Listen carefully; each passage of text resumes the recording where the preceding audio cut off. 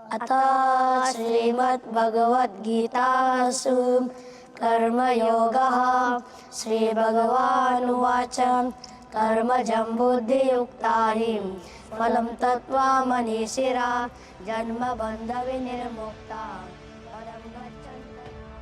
Namaskaram, my best wishes and blessings to everyone at the Swaraja Conclave 2025. वर्ष 2047 भारत की आजादी के 100 साल पूरे होंगे। आजादी के 100 साल हम ऐसे ही नहीं बिताएंगे। आजादी के 100 साल ऐसे बनाएंगे कि दुनिया में विकसित भारत का झंडा फहरता होगा। कैसा होगा वह भारत? किस दिशा में जा रहा होगा हमारा देश?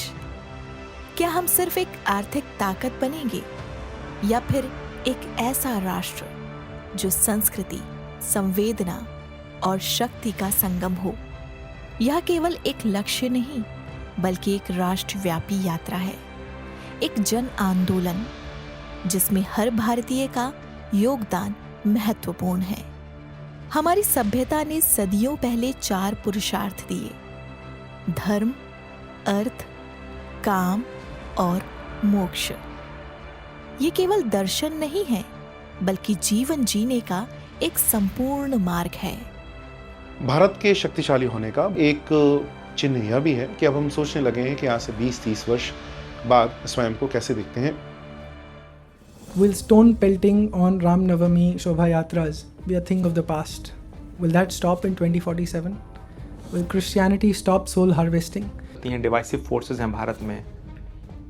कास्ट के नाम पे बहुत डिवीजन है, लैंग्वेज के नाम पे बहुत डिवीजन है। Consider who we include in our list of the essentially marginalized. Women, SCs, STs, OBCs, religious minorities, sexual minorities, and now even the differently abled. That's about 90% of our population. और कहीं ना कहीं लगता है कि radicalism बहुत बढ़ रहा है। We're not shackling some to protect others. We're handing out weapons to every section of the population to use against each other. क्या भारत में सब लोग एक साथ मिलकर रह पाएंगे? क्या ऐसा कारण है कि संविधान के ओरिजिनल पृष्ठों पे टीपू सुल्तान और अकबर भी विराजमान है? क्या टीपू सुल्तान और अकबर कभी इस देश के आदर्श हो सकते हैं? विकास के नाम पर बहुत कुछ ऐसा हो रहा है जो शायद हमें मॉरली, कल्चरली, ट्रेडिशनली काफी हद तक नीचे लेके जा रहा है। आपके जो OTT प्लेटफॉर्म्स है उन पर क्या कंटेंट दिखाया जा रहा है? India did very well with the putting in place the National Manuscript Mission, but it had to be complemented by whatever has been gathered, organize it and make it available. Bharat's education system is on the cusp of a necessary transformation. Organizing that collection and then making it accessible is lacking. अगर हमारे विकसित भारत में नो-गो areas होंगे, यहाँ पे ये बहुल क्षेत्र है, यहाँ पे मत जाइए, तो फिर वो समस्या रहेगी। क्योंकि ਪਿੰਡਾਂ ਦੇ ਵਿੱਚ ਤਾਂ ਸਾਰਿਆਂ ਦੇ ਵਿੱਚ ਨਸ਼ਾ ਵੜਿਆ ਹੋਇਆ, ਨੌਜਵਾਨ ਪੀੜ੍ਹੀ ਤਾਂ ਨਸ਼ੇ ਖਤਮ ਕਰੀ ਜਾਂਦੇ। For more than 70-80 years, Hindu temples have been under the control of the respective state governments, and because of this, many dharmic institutions of temples, which were there in thousands, have been closed. Many village temples have gone without pujas. अगर मंदिर बन भी गया और वो ideology जिंदा है जिसने वो मंदिर तोड़ा था, तो इसकी क्या गारंटी है कि जैसे जो राम मंदिर बन रहा है अयोध्या जी में, उसकी कोई मुझे गारंटी दे सकता है कि कल को वो नहीं टूटेगा? In the last 10 years, temples in Tamil Nadu have lost 60,000 crore rupees. The very conception of Tirtha as a tourist place is wrong, because Tirtha is meant for rejuvenation of the human mind. The kind of equality that the equal outcomes ideologues advocate is something that is unnatural, and it needs a form of state totalitarianism that is undesirable.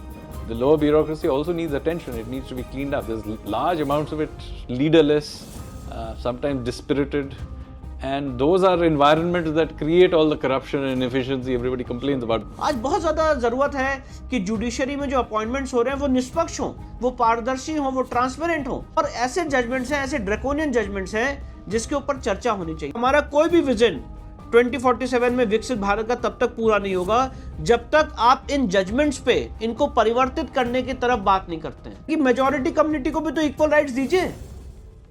Will we have a fair and fast justice delivery? Will we have a fearless society where I can criticize not only Ram but Muhammad as well? Hindavi Swaraj की हम बात करते हैं, आत्मनिर्भर भारत की हम बात करते हैं, यह तब तक नहीं हो सकता जब तक सनातन धर्म का सम्मान हमारे जो भारत की जनता है उसमें उसके मन में सर्वोपरि ना हो। सनातन धर्म की धारणाएं और भारतवर्ष के जो मूल आधार हैं उनके प्रति उनके मन में सम्मान बहुत प्रगाढ़ ना हो। The quality of life for Indians is assessed through a more holistic lens than just finances. The ultimate goal must be intellectual independence.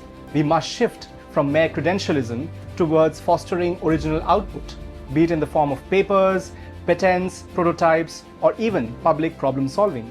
पूरे विश्व में हमारी भाषाओं का उपयोग हो और उच्च से उच्च हम स्तर को अपनी भाषा के माध्यम से प्राप्त कर पाएं। Decolonization for the first step would be making knowledge available in Indian languages. I think this Gurukula kind of education system is what is to be propagated, as opposed to this subject syllabus and then breaking that syllabus into pieces to be studied in different years is not the correct way of this thing. So somehow we have to make this pedagogical thing of our Gurukula system into the mainstream. So as a nation, as a civilization, as a generation of people, it is our responsibility to demonstrate internal well-being and external well-being are not divorced from each other.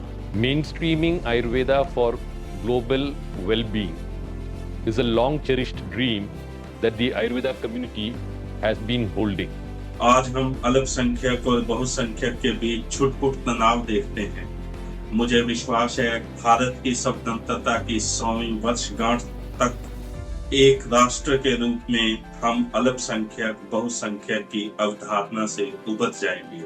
22 वर्ष बाद मैं ये मानता हूँ कि 10 से 15% हिंदुओं को बड़ा गाढ़ा बड़ा गहरा शत्रुबोध हो। जहाँ तक आर्थिक विकास की बात है तो अर्थ का आधार धर्म होना चाहिए। A truly Viksit Bharat is one in which the legacy of survival can be replaced by the freedom to imagine, the absence of jugaad thinking, which is something that has been born out of years, centuries of broken systems.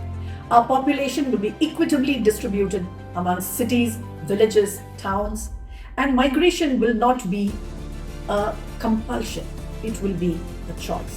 कि ये development versus ecology, तो ये versus के बजाय साथ में हो सकता है क्या, development and ecology? The upper echelons of the bureaucracy, I think, are genuinely beginning to change. Now this has to be done at the lower bureaucracy, at the state level, municipal level. There are 4 parts to state design: the worldview, doctrine, institutions, and the lived reality or the policy that these institutions make for the people at large. So the challenge with the Indian state is that it actually has a very Abrahamic worldview. अपनी विचारधारा व अपनी संस्कृति के अनुरूप अपनी शिक्षा, bureaucracy, judiciary व प्रशासन को पूर्ण रूप से डीकोलोनाइज कर सके। Colonization is not about what you wear, it is about the lens with which we view ourselves. I hope we will be able to see ourselves not as the colonizers saw us.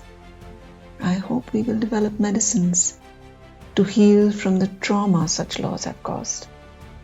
जहाँ सांस्कृतिक और ऐतिहासिक विरासत की उत्तराधिकारी जो जनसंख्या है उसको अपने अस्तित्व का खतरा न महसूस हो। हमें ऐसे लिविंग नॉलेज सिस्टम्स जो कि हम अपनी ग्रैंड मदर्स और दादियों को बोलते थे उनको हमें पुनर्स्थापित करना है। I hope we will be agents of the future rather than prisoners of the past. Hopefully, Ayurveda would have become a part of the national health policy. मैं ऐसी उम्मीद करता हूं कि 2047 से पहले इस देश में धर्म की स्थापना हो। A Viksit Bharat will not happen just because of government policies. Only when every citizen, every Bharatiya stands up and does whatever we are doing in our life at the highest possible level, only then a Viksit Bharat will happen. Let us make it happen. Bharat केवल कोई भूखंड नहीं है, न ही कोई राजनीतिक इकाई है। न ऐतिहासिक तथ्यों का कोई टुकड़ा, न धन, न पद, न प्रतिष्ठा की पागल दौड़ है। भारत एक अभीप्सा, एक प्यास है सत्य को पा लेने की।